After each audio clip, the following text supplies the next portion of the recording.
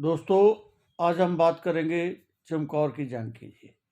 चमकौर की जंग गुरु गोविंद सिंह जी और उनके 40 सिख, तो 2 साहिबजादे, और दूसरी तरफ 10 लाख फौज, मुगल फौज 10 लाख, उसके अंदर एक फौज जो उनको आनंदपुर साहब से लगातार उनका पीछा कर रही थी, और पहाड़ी राजाओं के कहने पे औरंगजेब की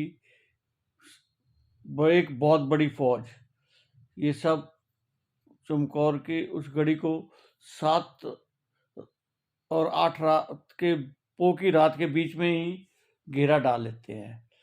सुबह 8 बजे जंग शुरू होने से पहले वजीर खान एक ढंढोरा पिटवाता है कि गुरु गोविंद सिंह जी को सरेंडर कर देना चाहिए। अगर वो नहीं करते हैं तो उनके साथ जो सिख हैं वो मारे तो जाएंगे, लेकिन अगर वो सरेंडर करना चाहें तो सरेंडर कर सकते हैं। बताते हैं जी कि किसी भी सिख ने सरेंडर नहीं किया, लेकिन ये ढंढोरा बार बार पिटता रहा।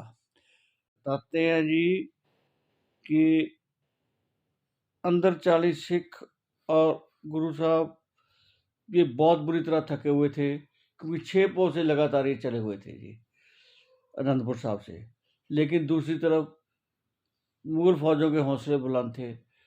वो सोच रहे थे 40 हैं, हम इनको एक ही बार में घेर लेंगे, बड़ा आसानी से इजी ले रहे थे बहुत जी। लेकिन गुरु साहब ने के पास हथियार भी कम थे, अस्त्र शस्त्रों की कमी थी, सारे भूखे भी थे, लेकिन उनके हौसले बहुत बुलंद थे। जब वो बार बार ढंढोरा पीट रहे थे तो इधर से गुरु साहब ने तीरों की बरसात कर दी थी। उसका जवाब जो है तीरों से दिया जी। तो मुगल सेना ने सोचा 40 आदमी है, क्या कर लेंगे जी। तो जब उन्होंने जयकारा लगाया, बोले सो निहाल सत श्री अकाल, तो सारा इलाका गूंज गया। वो सोचने लगे, तो बता रहे थे गांव वाले के 40 आदमी हैं, ये तो कोई बहुत बड़ी सेना है जी। बताते हैं जी कि गढ़ी के अंदर से, जो गढ़ी हवेली थी, कच्ची हवेली थी, उसके अंदर से सिख और गुरुजी तीर और गोलियों की बरसात कर रहे थे। वो ऊंची जगह पे थे, फौज नीची जगह पे थी, सिखों का कोई नुकसान नहीं हो रहा था, नीचे मुगल फौज का नुकसान होता जा रहा था। ये सारा देख के मलेरकोटले का नवाब का भाई नाहर खान और उसके साथ ख्वाजा महमूद, ये दोनों सीढ़ी लगा के गुरुजी को पकड़ने के लिए चलते हैं। ये बड़े ओवर कॉन्फिडेंस में होते हैं कि 40 आदमी हैं, हमने 2 मिनट में पकड़ लेने हैं, और जाते पौड़ी लगाते हैं। जैसे ही ये पौड़ी लगा के ऊपर पहुंचता है, गुरुजी एक तीर मारते हैं, नाहर खान वहीं ढेर हो जाता है। तो ये दूसरे सारे भाग जाते हैं जी।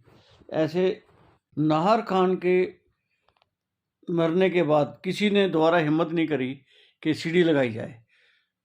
तो उसके बाद उन्होंने, मुगलों ने भी अपनी रणनीति बदल ली। वो अब गढ़ी का दरवाज़ा तोड़ने के लिए तैयार होने लगे जी। जब वो गढ़ी का दरवाज़ा तोड़ने लगे तो गुरुजी ने भी अपनी रणनीति बदली, क्योंकि उनके पास तीरों और गोलियों की कमी हो गई थी। उन्होंने 5-5 के जत्थों के अंदर सिखों को लड़ते हुए भेजा। जब गढ़ी का दरवाज़ा खुलता, 5 सिख बाहर जाते और लाशों के ढेर भगा देते। ऐसे एक जत्था गया, कई मुगल फौजी मार दिए और 5 शहीद हो गए।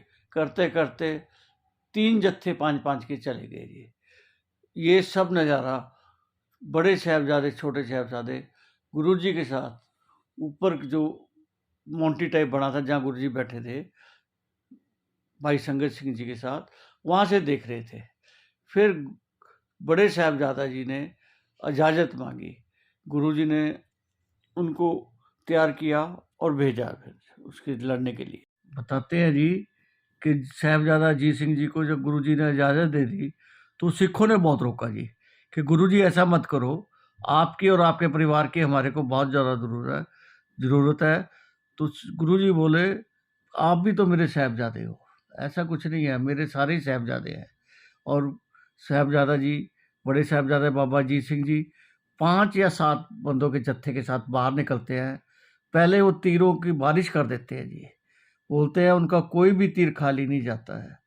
जब उनके तीर खत्म हो जाते हैं, उसके बाद वो भाले से शुरू हो जाते हैं। इतने में ज़बरदस्त खान उनको जिंदा पकड़ने के लिए पहचान लेता है, उनको जिंदा पकड़ने की कोशिश करता है कि गुरुजी का साहबजादा साहब है तो इनको जिंदा पकड़ा जाए। वो अपने कुछ सिपाहियों को घेरा डालने के लिए भेजता है।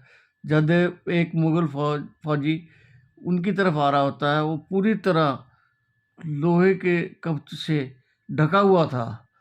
बाबा जी अजीत सिंह जी एक भाला उसको जोर से मारते हैं, भाला उसके शरीर के आर पार हो जाता है। लेकिन जब उस भाले को खींचने लगते हैं तो भाले का अगला हिस्सा टूट जाता है। उसके बाद बाबा अजीत सिंह जी तलवार से लड़ाई चालू कर देते हैं।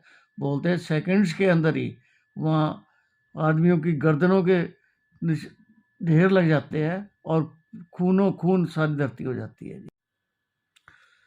जब बड़े साहबजादा जी तलवार से लड़ रहे थे, इतने में उनके घोड़े को एक तीर लगता है जी, और घोड़ा गिर जाता है। तो साहबजादा साहब फिर ज़मीन पे उतर के लड़ना शुरू कर देते हैं जी।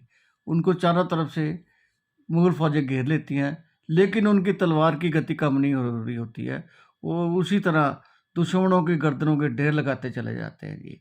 इतने में एक मुग़ल फ़ौजी का बर्छा जो था, भाला जो था, वो उनकी पीठ में लग जाता है और आर-पार हो जाता है, जिसके वजह से बड़े साहबजादा साहब ज़मीन पे गिर जाते हैं जी और वो शहीद हो जाते हैं।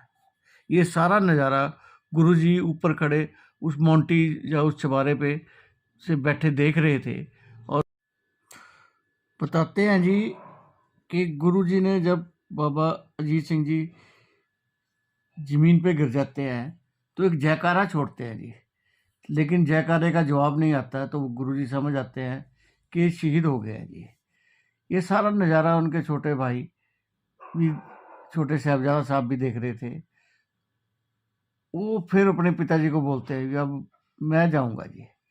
गुरुजी उनका माथा चूमते हैं और उनको फिर 5 के जत्थों में उनको बाहर भेज देते हैं जी। जब बड़े साहबजादा साहब थे, उन्होंने मुगलों को इतना ज़्यादा नुकसान कर दिया था, वो पहले से ही दरवाजे के पास खड़े थे। जैसे ही जत्था बाहर निकलता है, वो जत्थे को घेर लेते हैं जी।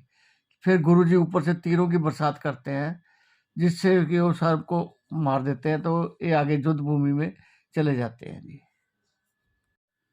बताते हैं जी कि बड़े साहबजादा अजीत सिंह जी ने तो शस्त्रों की विद्या ले रखी थी, लेकिन छोटे साहबजादे जुझार सिंह जी ने तो इतनी शस्त्रों की शिक्षा भी नहीं ले रखी थी, लेकिन फिर भी इतनी निपुणता से लड़े, कभी तीरों से, कभी नेजे से, कभी तलवार से, इसलिए कि कोई कह नहीं सकता था कि शस्त्र विद्या नहीं जानते हैं जी।